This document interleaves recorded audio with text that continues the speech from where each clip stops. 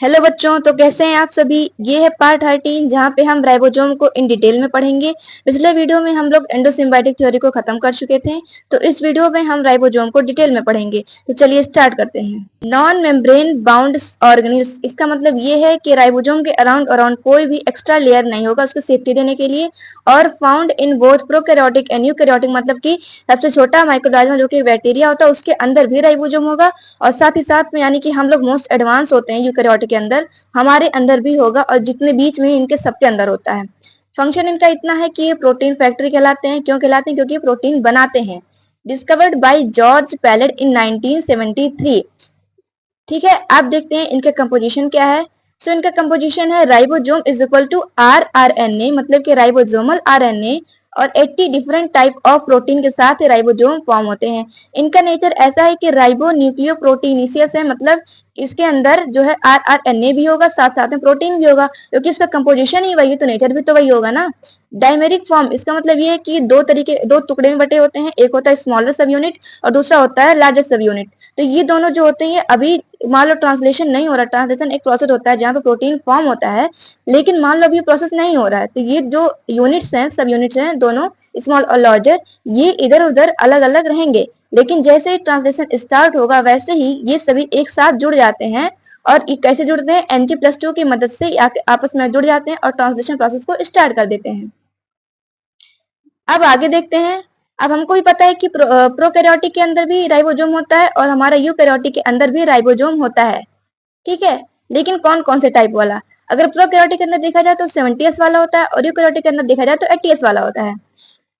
अब 70s अगर उसको तोड़ेंगे हम लोग तो टूटना चाहिए 30 और 40 में, लेकिन यहाँ पे तो उल्टा चल रहा है। यहाँ पे कह रहा है कि 30 और 50 में, यानी कि 80 और कुल मिला के। तो यहाँ पे वो वाला मैथ नहीं चलता जो आप लोग लगाते हैं, अलग चलता है। तो यहाँ पे 30s के अंदर होता है, जो एस यहाँ पे ये स्वेडबर्ग यूनिट कहलाता है। जैसे आप मास को नापते हैं किलोग्राम में, लेंथ को नापते हैं मीटर में, सेंटीमीटर में, वैसे ही राइबोसोम को मापा जाता है स्वेडबर्ग यूनिट यानी एस से। इसके अंदर होते हैं हमारे 16 SSRNA और प्रोटीन साथ में होते ही हैं। और 50S के अंदर होता है 5 SRRNA और 23 SRNA और साथ में प्रोटीन भी होते हैं। वहीं अगर यूकैरियोटिक के अंदर देखा जाए तो इसके अंदर 40 तो नहीं होगा क्योंकि 80 है। इसके साथ होता है 40 और 60। इसके अंदर होते हैं हमारे 18 SSRNA और प्रोटीन, और 60S के अंदर होते हैं 5 SRRNA और 5.8 SRRNA और 28 SRRNA के साथ प्रोटीन भी होता है। अब साइटोस्केलेटन क्या होते हैं? देखो, साइटोस्केलेटन वो होते हैं small filamentous protein present in the cytoplasm, मतलब कि साइटोप्लाज्म के अंदर कुछ प्रोटीन के स्ट्रक्चर होते हैं, फिलामेंटियस मतलब लंबे लंबे होते हैं, और उनको बोलते हैं हम लोग साइटोस्केलेटन। ये 3 तरीके के होते हैं, माइक्रोट्यूब्यूल, माइक्रोफिलामेंट और इंटरमीडिएट फिलामेंट। तो चलिए इन लोगों को डिटेल में पढ़ते हैं। Microtubule composed of tubulin protein, non contractile protein. इसका मतलब यहाँ पे ये है कि जैसे मान लीजिए प्रोटीन है, अब यहाँ पे प्रोटीन को बोल रही हूँ, मान लो छोटा छोटा मोती, इसको मानना है खाली आपको। तो ये एक मोती हो गया, ये दूसरा, ये तीसरा, ये चौथा, ये पांचवा। जब ये कॉन्ट्रैक्ट नहीं होगा तो मतलब क्या होगा? जब इसका काम नहीं होगा, यानी कि जब इसको छोटा होना होगा, इसे सेल के अंदर कहीं भी बिखरना होगा, तो ये बस एक एक मोती जो है निकल जाएगा, ऐसे बाहर निकल जाएगा। तो ये अलग अलग हो गए, मतलब ये कुछ कॉन्ट्रैक्ट तो नहीं हुआ लेकिन अलग अलग पार्ट में बिखर गया, तो इसको बोलते हैं हम लोग नॉन कॉन्ट्रेक्टाइल प्रोटीन। अब यहाँ पे मैं इसको इरेज कर देती हूँ। Forms spindle fibres help in cell division. आप सभी जानते हैं कि जब हमारा सेल डिवीजन होता है तो सेंट्रियोल के थ्रू स्पिंडल फाइबर्स फॉर्म होते हैं। तो ये कौन करवाता है? ये माइक्रोट्यूब्यूल्स से ही मिलके बने होते हैं। Form centriole in animal cell, centriole भी हमारा माइक्रोट्यूब्यूल से मिलके बना होता है, और साथ साथ में स्पिंडल फाइबर भी माइक्रोट्यूब्यूल से मिलके बना होता है। Forms cilia and flagella helps in mortality. जो सीलिया और फ्लैजिला होते हैं ये बेसिकली होते हैं हमारे उसके अंदर, बैक्टीरिया के अंदर होते हैं। जो फ्लैजिला होता है ये यूकैरियोटिक के अंदर भी हो सकता है और नहीं भी हो सकता है। सीलिया और फ्लैजिला हमारे जनरली बैक्टीरिया के प्रॉपर्टीज होते हैं, इनके अंदर भी होते हैं। Forms phragmoplast during cell in division in plants, मतलब कि ये सेल प्लेट फॉर्म कर देते हैं। जैसे कि मान लो एक सेल है, ये दूसरा सेल है, बेसिकली इसके बीच में एक तरीके का सेल वॉल फॉर्म कर देता है ताकि ये अलग हो जाए और ये अलग हो जाए, यानी कि सेल डिवीजन हो जाए आसानी से। तो ये क्या करता है? फ्रेगमोप्लास्ट फॉर्म करता है। अब माइक्रोफिलामेंट इन डिटेल में देखते हैं। ये प्रोटीनियस फिलामेंट होते हैं, तो हाँ, तो वो भी होते हैं। Composed of most of actin protein. देखो वहां पे ट्यूबुलिन प्रोटीन था और यहाँ पे कौन सा प्रोटीन है, एक्टिन प्रोटीन है। अब ये नॉन कॉन्ट्रेक्टाइल था लेकिन ये कॉन्ट्रेक्टाइल प्रोटीन है।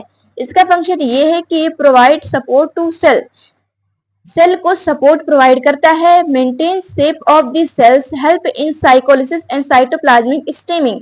बेसिकली ये कह रहा है कि माइक्रोफिलामेंट जो है, जो हमारा साइटोप्लाज्म होता है ना, ये कभी भी एक जगह पे नहीं रुका होता, वो हमेशा घूमता रहता है, या तो एंटी क्लॉकवाइज या तो क्लॉकवाइज, ऐसे घूमता ही रहता है हमेशा। तो ये कौन करवाता है, ये करवाता है हमारा माइक्रोफिलामेंट। तो यहाँ पे हमारा ये वाला हो गया है। अब आगे बढ़ते हैं, इंटरमीडिएट फिलामेंट को देखते हैं। सो इंटरमीडिएट फिलामेंट क्या होते हैं, present around nucleus and forms a blanket around it. जैसे मान लो ये न्यूक्लियस है, अब मैं इसको मान ली हूं, अब इसके यहाँ पे कुछ इस तरीके से ऐसे यहाँ प्रेजेंट होंगे। बेसिकली ये करते क्या है, देखो ये करते हैं जैसे कि आप कभी जिम जाते होंगे तो वहां पे आप जब मसल्स को स्ट्रेच करते होंगे तो आपको यहाँ पे दर्द महसूस होता होगा। तो उस जब मसल बहुत ज्यादा स्ट्रेच हो सकता है तो फट भी सकता है, तो उसको फटने से बचाने के लिए ये इंटरमीडिएट फिलामेंट होते हैं जो आपस में ऐसे पकड़ के कस लेते हैं ताकि वो फटने ना पाए मसल्स। तो बेसिकली वियर एंड टीयर से बचाते हैं हम लोगों को। तो बेसिकली ये protect from wears and tear, मतलब डैमेज ऑफ सेल्स जो होते हैं उनको बचाने के लिए ये इंटरमीडिएट फिलामेंट न्यूक्लियस के अराउंड अराउंड एक ब्लैंकेट फॉर्म कर लेते हैं। सो यहाँ पे हमारा राइबोसोम अच्छे से डिटेल में खत्म हो चुका है। अब अगले वीडियो में हम लोग डिस्कस करेंगे सेंट्रियोल और सीलिया एंड फ्लैजिला। सो अब मिलते हैं अगले वीडियो में, लेकिन अगर आपको इससे रिलेटेड कोई भी डाउट हो तो तुरंत कमेंट कीजिए, मैं इसको रिप्लाई जल्द से जल्द करूंगी। अब मिलते हैं अगले वीडियो में, तब तक के लिए धन्यवाद।